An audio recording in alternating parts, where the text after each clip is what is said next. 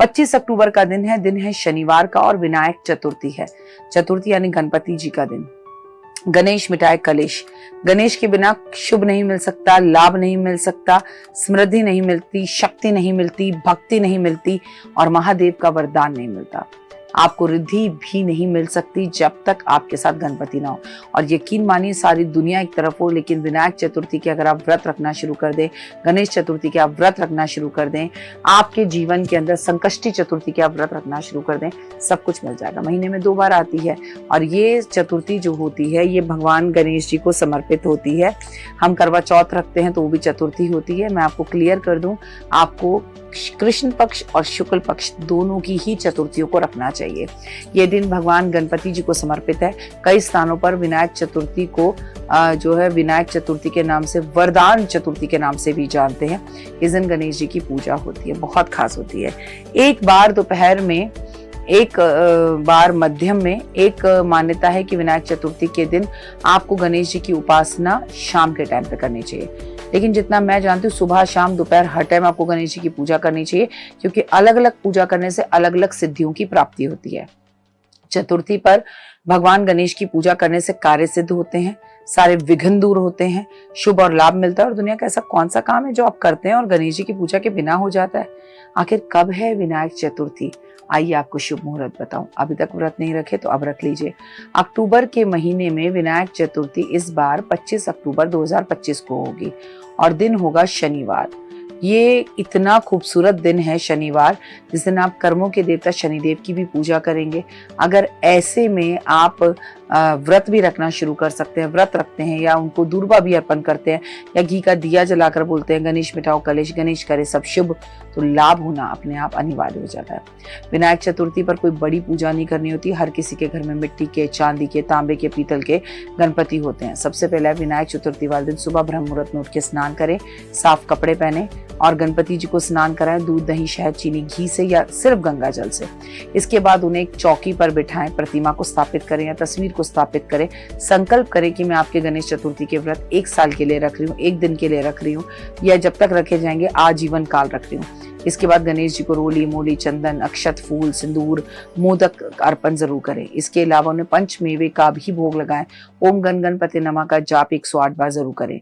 गणेश जी की विधि विधान से पूजा करें, लड्डुओं का भोग लगाएं। हार चढ़े, फूल चढ़े और चढ़े मेवा, लड्डुअन का भोग लगे, संत करे सेवा। ठीक है, उसके बाद उनकी आरती कीजिए। आर्थिक कष्ट अगर आपको बहुत ज्यादा हो रहे हैं तो इस दिन क्या करना चाहिए? जिन लोगों की आर्थिक स्थितियां सही नहीं है वो गणेश जी की आराधना पूजा में गौ माता और हाथी दोनों को ही कुछ खिलाएं। अगर हाथी आपके घर के आसपास ना मिले तो गौ माता तो मिल जाएगी। धन की समस्याएं दूर होंगी और जो भी खिलाएं गणेश जी को याद करते हुए खिलाएं। अगर आप पे बहुत ज्यादा कर्जा हो गया और आप कर्जे से मुक्ति चाहते हैं तो भगवान गणेश जी से कहें कि आप हमारा कर्जा उतारें, उन्हें सिंदूर अर्पण करें, सभी कष्ट दूर करेंगे। क्योंकि कर्जा एक तरह का कलेश है, तो बोलिए गणेश मिटाओ कलेश, सब अच्छा हो जाएगा। घर में गुड़ और घी जो है दोनों को मिलाकर और उसकी चिक्की बनाएं और वो गणपति जी को भोग लगाकर गरीब लोगों में बांटना शुरू कर दीजिए। कर्जे के बोझ से आप बाहर आ जाएंगे, पर ये एक दिन में नहीं होगा, पर एक दिन जरूर होगा। आप कर देखिए, आनंद की अनुभूति प्राप्त होगी। क्योंकि बच्चा पैदा होने में भी 9 महीने का टाइम लगता है, उपायों को भी होने में समय लगता है। घर में अन्न की कमी कभी नहीं होनी चाहिए।